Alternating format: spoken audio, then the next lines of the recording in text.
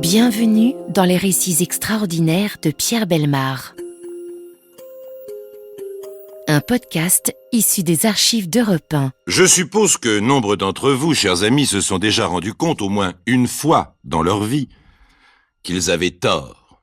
Oh, je suis comme vous et comme vous, je sais que c'est une chose parfois difficile à admettre, pour peu que l'on soit un tantinet têtu.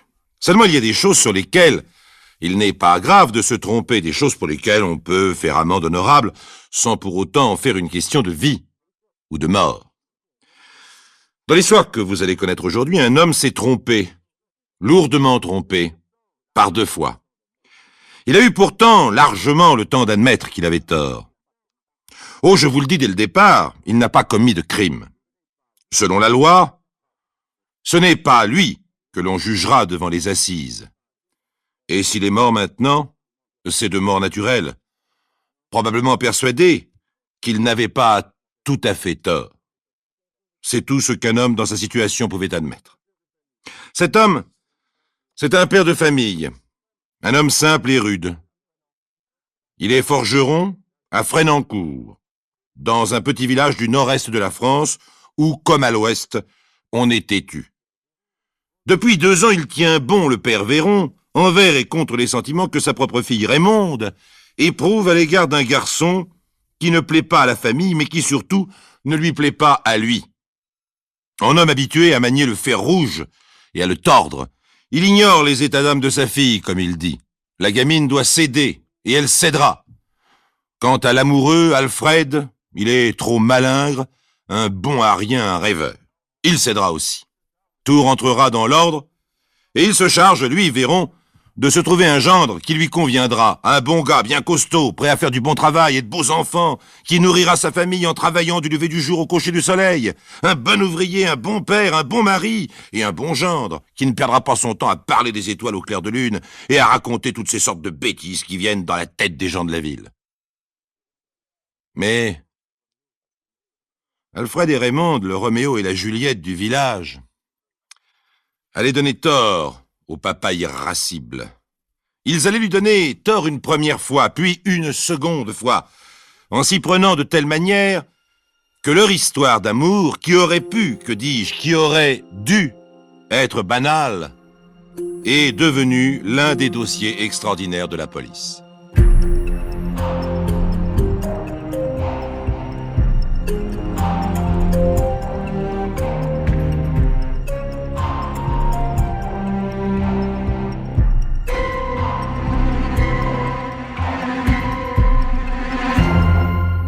Je vous ai dit que Véron, le forgeron Véron, père de la jeune Raymonde, allait avoir tort, plutôt 2 fois qu'une. Voyons donc la première fois. Le forgeron est un homme puissant, haut en couleur, qui a l'habitude probablement de taper sur la table en tonnant ses opinions bien haut. Sa fille, qu'il a élevée seule, en sait quelque chose. Entre eux, les confidences sont rares. Raymonde habite chez sa grand-mère, une paysanne brave, bien âgée, guère bavarde, qui semble venir d'un autre siècle. La personnalité et les allures de sa petite fille lui font un peu peur, de son temps, n'est-ce pas? Alors là aussi, les confidences sont rares. Et Raymonde a 19 ans. C'est dur de se taire à 19 ans, l'âge des rêves, des enthousiasmes, des incertitudes. À qui confier tout cela? À l'instituteur? Elle est trop grande maintenant. Au curé, il lui dira d'être sage et d'obéir à son père. Au facteur, il le racontera au bistrot et les garçons riront sur son passage le dimanche au bal. Raymonde n'a pas d'amis de son âge, et en aurait-elle qu'il serait difficile de leur dire qu'elle a un amant. Oh, ce n'est pas une chose que l'on affiche en 1930. Raymonde passerait pour une dévergondée, comme on dit au pays, une de ces filles qui viennent au bal sans cavalier et repartent accompagnées par les chemins sombres. Et puis, de toute façon, une passion cachée doit rester une passion cachée pour garder tout son mystère. Et dans les livres de 4 sous que Raymonde achète chez la mercière, les amants sont toujours persécutés. Quelquefois même, la jeune fille meurt à la fin, et le fiancé, désespéré, la rejoint dans la mort.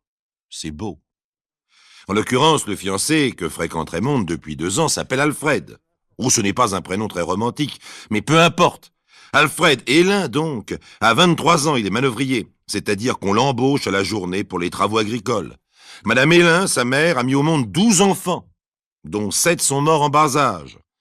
Son médecin dit d'elle qu'elle est peu résistante physiquement et fantasque au mental. On le serait à moins. Monsieur Hélin, son père, est à la retraite, vieux colonial. Il a été réformé pour troubles nerveux à la suite d'un traumatisme reçu en service au commandé. L'ambiance familiale chez les Hélin est assez déprimante, et Alfred, lui non plus, ne se confie guère. Un père instable, une mère usée, un frère qui s'est jeté sous un train il y a 4 ans, on n'a jamais su pourquoi. Alors Alfred, à peine la soupe avalée, se sauve de cette maison, et va errer dans les chemins d'alentour, regardant le monde, rêvant aux étoiles. Tout ce que le père Véron n'aime pas. Un jour, il a rencontré Raymonde. Elle lui a parlé, ils se sont revus, ils se sont confiés l'un à l'autre, et bien sûr, ils se sont aimés. Ils ont maintenant pour eux tout seuls un minuscule univers de tendresse, de confiance absolue. Ce qui leur a toujours manqué, ils l'ont enfin. Pour se soustraire au ragot du village et à l'autorité du père Véron, qui a eu vent de la chose, ils se retrouvent en secret tous les jours dans le petit bois de Monceau-les-Loups. Ils font de grandes promenades silencieuses, et lorsqu'ils s'assoient au pied d'un arbre, c'est pour échanger des serments que les petites revues à 4 sous de la Mercière ne renieraient point. Lorsqu'ils sont empêchés de se voir, Raymonde écrit des petits billets passionnés. Je t'ai vu passer à bicyclette, j'étais dans l'auto de mon oncle, et je voulais me jeter par la portière. Mon Fred chéri, je souffre, viens-moi en aide, je suis martyr, je pleure, par pitié, j'ai confiance en toi. Malgré toutes les misères que l'on me fait, je serai à toi pour la vie. Puis les choses se gâtent sérieusement. Alfred a pris son courage à 2 mains, et il est allé voir le père de Raymonde pour se justifier et lui demander sa main. Le père s'est fâché tout rouge. Il a traité Alfred de tous les noms. Pour lui, c'est un malade, un ivrogne, un feignant, bref, ce n'est pas un homme, et il n'aura pas sa fille. Et quand je dis non, c'est non, crie le forgeron, en jetant Alfred à la porte. Pleurs, supplications de Raymonde, rien n'y fait. Et le père d'ajouter, tu es mineur, et tu m'obéiras, en tout cas jusqu'à ta majorité. Ah, j'imagine aujourd'hui un père disant ça à sa fille, et se faisant rire au nez tout simplement, ou bien alors subissant une contestation en règle à propos de l'autorité parentale. Mais on ne parle pas encore de contestation 1930 dans le petit village de Monceau-les-Loups, et le père Véron se persuade qu'il a mis un terme à ce roman stupide. C'est là qu'il commence à se tromper. Il aurait dû essayer de comprendre au lieu de tempêter. À cette minute, il vient de prendre le risque de voir se transformer ce qui n'était peut-être jusque-là qu'une petite amourette. Il vient de prendre la responsabilité de la faire grandir en passion, et par là même de devenir incontrôlable. Pauvre père Véran. Sa forge ne l'a pas habitué aux tourments de Madame Bovary, et il croit bien faire. Alors Alfred et Raymonde, qui jusque-là n'étaient que 2 amoureux incompris, se sentent devenir sublimes. Il ne leur reste qu'une solution, braver la famille, le village et le monde entier par la même occasion. Un dimanche solitaire s'est écoulé pour l'un comme pour l'autre, et l'on a pris rendez-vous pour le lendemain lundi dans le petit bois. C'est le mois de mai. Le village entier est au travail. Raymonde se sauve de chez sa grand-mère et court vers le petit bois où Alfred doit la rejoindre. Il arrive en retard, car il est allé faire une course mystérieuse, une course qui gonfle la poche de son veston de manière inquiétante. C'est la fin d'une belle journée de printemps. Raymonde et Alfred, se tenant par la main, marchent côte à côte sur un petit sentier. Leur dialogue est difficile, le garçon tremble de nervosité, mais son regard est ferme et décidé. Les arbres défilent lentement au rythme de leurs pas. Si tu as peur, si tu t'échappes, je te tirerai dans le dos. Il tire. Dans le ventre. Raymonde s'écroule. avec juste un léger recul en arrière. Alfred retourne l'arme contre lui, tire à nouveau. La balle pénètre dans sa tête. Il tombe à son tour, et le silence revient dans le petit bois. Le lendemain, dans la rubrique Faits divers de l'Éclaireur de l'Est, on peut lire: la jeune fille, malgré ses blessures, parvint à gagner les premières habitations du village de Pont à Bussy, où elle fut secourue. À son tour, Alfred et Lin, arrivés à l'entrée du pays, les deux désespérés furent transportés d'urgence à l'hôpital de Laon, où nous avons pu apprendre que malgré la gravité de leurs blessures, les deux jeunes gens ne seraient pas en danger de mort. On a pu extraire la balle du corps de la jeune fille. Quant à Hélin, il restera aveugle. L'histoire pourrait s'arrêter là, en effet, comme un simple fait divers. Mais les faits divers sont-ils toujours si simples? Le vieux forgeron irascible aurait-il eu raison de cette histoire d'amour stupide et qui finirait aussi mal? Sûrement pas. Je vous le disais au début de cette histoire, l'avenir va lui donner tort une fois de plus, très vite, et plus gravement encore.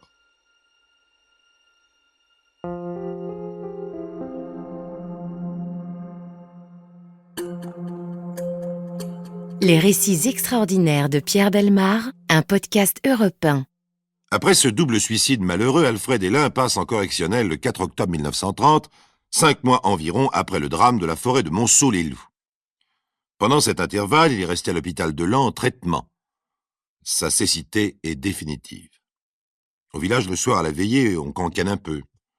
C'était sûr que ça tournerait mal. La Raymonde, c'est une orgueilleuse, elle est comme son père. Suffisait que le père dise non pour qu'elle se mette le garçon en tête. Ah, une bien belle fille pourtant, et qui mérite mieux, enfin.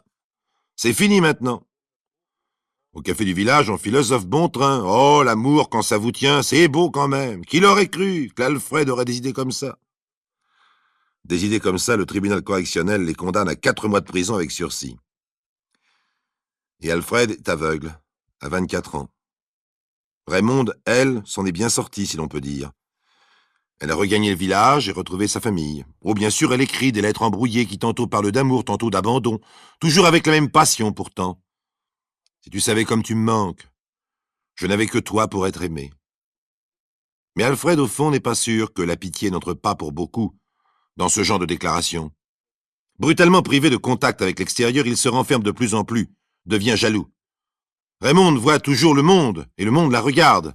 Il sait aussi que, pour une grande part, il lui doit la clémence du tribunal correctionnel, car c'est elle qui a supplié le procureur lors du procès, en adressant au tribunal une longue lettre qui se terminait ainsi. « Je vous supplie à genoux de ne pas punir Hénin, ce pauvre aveugle déjà puni par lui-même, puisque sa vie désormais doit rester dans la nuit éternelle. Ayez pitié de 2 pauvres enfants. » Toujours lyrique, la jeune Raymonde.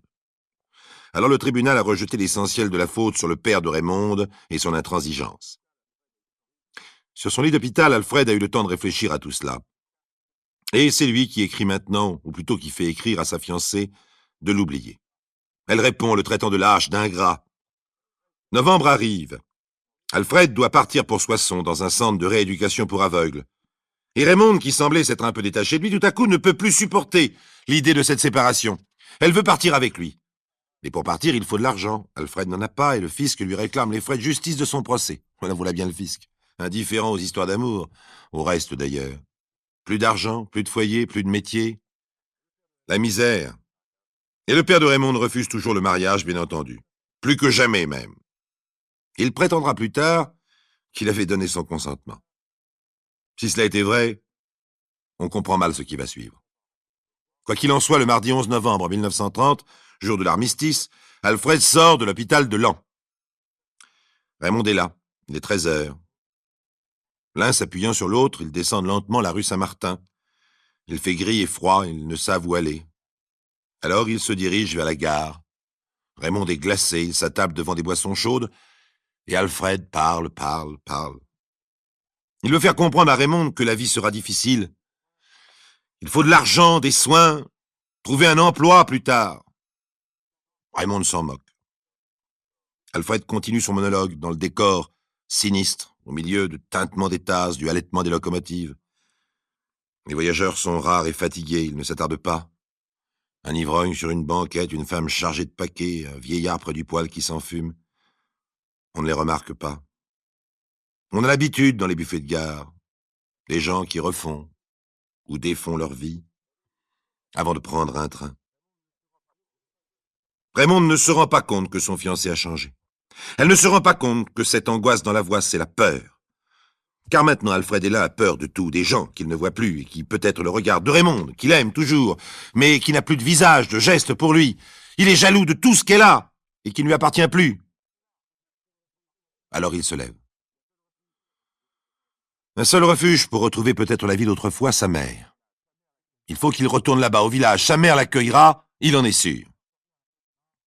Il est maintenant près de 5 heures. Raymond va prendre 2 tickets au guichet, les voilà sur le quai, puis dans le train. À 20h45, ils sont à Fressancourt et se dirigent vers la maison des parents Hélin. Elle est déserte. C'est bête. Si seulement quelqu'un attendait, si quelqu'un tendait les bras, servait la soupe, rallumait le feu en parlant de tout et de rien, peut-être que... Si quelqu'un était simplement là. La porte d'une chambre est ouverte. Il y a un lit. Un beau lit de campagne gonflé d'un édredon de crotonne. Au-dessus, un crucifix de bois. C'est là qu'on trouva Raymond étranglé, sur le lit. Lui, debout sur le pas de la porte, attendait les gendarmes. Le surlendemain, on pouvait lire à nouveau dans l'éclaireur de l'Est, mais sur 2 colonnes et en première page cette fois. Que se passa-t-il exactement? Au premier interrogatoire, Hélin déclara s'être élancé sur la jeune fille et comme un fou lui avoir serré la gorge à plusieurs reprises, jusqu'à ce qu'elle perdît connaissance. Bientôt, la mort avait fait son œuvre. Le drame se déroula sans témoin. À leur retour, les parents avertirent les gendarmes. Ceux-ci firent diligence et avec perspicacité interrogèrent Hélin qui leur fit le récit que nous venons de rapporter. Le meurtrier a été écroué dans la soirée. À l'audience du 10 février 1931 de la cour d'assises de l'Aisne, on se posa la question de savoir si Raymond, comme l'affirmait son amant, avait à nouveau demandé à mourir. Le parquet en doutait et le président partagea ce doute. Des témoins ont dit que Raymond avait peur de la mort et qu'elle ne vous a défendu au premier procès que par pitié. Raymond m'a demandé la mort. Alfred s'exprime lentement, il se défend avec un calme singulier, droit à son banc, les mains croisées dans le dos, pour les cacher peut-être. Dans la grande salle gothique de l'ancien évêché où siège le tribunal, l'auditoire grandit à chaque minute, passionnément attentif. Une curiosité malsaine les attire vers cet accusé qui ne voit pas ses juges. Raymond vous avait dit qu'elle vous épouserait à 21 ans. 2 ans, c'est vite passé. Pourquoi vous aurait-elle demandé la mort? Elle en avait assez de tous ces affronts, et ses parents ne voulaient plus me tolérer dans sa chambre. Alfred dit cela naïvement. Rien ne l'ébranle. On vous dit paresseux, sournois, brutal, alcoolique. Paresseux? Quand on paiera bien l'ouvrier agricole, il travaillera mieux. 23 témoins vont défiler, presque le village entier, et l'on abreuve les jurés de ragots de voisinage. C'est à ce moment-là que le père de Raymond affirme qu'il avait donné son consentement à ce mariage. Alors pourquoi? Elle m'a supplié, alors j'ai serré le cou. Combien de temps? 4 à 5 minutes. Vous étiez calme comme maintenant? Comme maintenant. Et en étant calme, vous avez pu serrer le cou de votre fiancé pendant 5 minutes? C'est un coup de désespoir. J'étais entré dans le désespoir de Raymond. Montrez vos mains au juré. Il les lève. Énorme. Et la salle frémit. Le docteur Rogue, aliéniste, conclut à une responsabilité pénale certaine mais atténuée. Et l'un a commis un crime passionnel. Étrangement calme, ce crime passionnel, pense le président. Un seul témoin fait rebondir l'affaire, c'est l'instituteur. Après le premier attentat, il a eu avec Raymond une conversation qu'il rapporte à la barre. Je lui ai demandé si elle voulait toujours épouser Hélin. Elle m'a répondu « Si je refuse, J'ai peur qu'il me fasse un mauvais coup. » Alors le défenseur d'Alfred Hélin s'agite. Il inonde les jurés de la correspondance échangée entre les deux amants. Raymond aimait, c'est évident, chaque mot le crie. Et elle n'aurait pas demandé la mort. Mais elle a laissé une preuve certaine de ce désir de mourir. Elle a laissé son corps. Sur lui, aucune trace de violence, aucune égratignure. Elle aurait pu s'échapper. Elle était jeune, vigoureuse. Elle aurait griffé, frappé, mordu. Hélin ne portait aucune trace de ce genre quand on l'a arrêté. Le médecin légiste confirme. Raymond ne s'est pas défendu. Oh, je ne vous ferai pas le grand plaisir de vous lire, chers amis, les autres passages lyriques de la plaidoirie du défenseur. J'ignore s'il est encore de coutume dans les prétoires de citer Baudelaire à tous les échos, un seul vers peut-être. « Vivre est un mal, c'est un secret de tous connu », clame le romantique avocat. Le procureur, beaucoup plus prosaïque, et c'est son rôle, se contente de rappeler que le meurtrier, avant de tuer, s'est servi et a bu une tasse de café chaud, et qu'après avoir tué, il a allumé une cigarette. Puis, lorsque sa mère est arrivée, il a dit tout de go, « Raymond est morte, va chercher les gendarmes. » Guère plus ému que s'il venait de rentrer les foins, conclut le procureur. En vérité, la seule chose qui troubla les jurés était que cette fois-ci, Alfred Hélin n'avait pas tenté de se suicider. Ils se laissèrent pourtant entraîner par la défense et accordèrent les circonstances atténuantes avec 5 ans seulement de réclusion. On pourrait presque dire, en somme, que la première fois, Alfred Hélin avait été condamné pour avoir tenté de tuer, et que la seconde fois, il était acquitté pour avoir réussi. Et cela non plus, le père de Raymond ne le comprit jamais.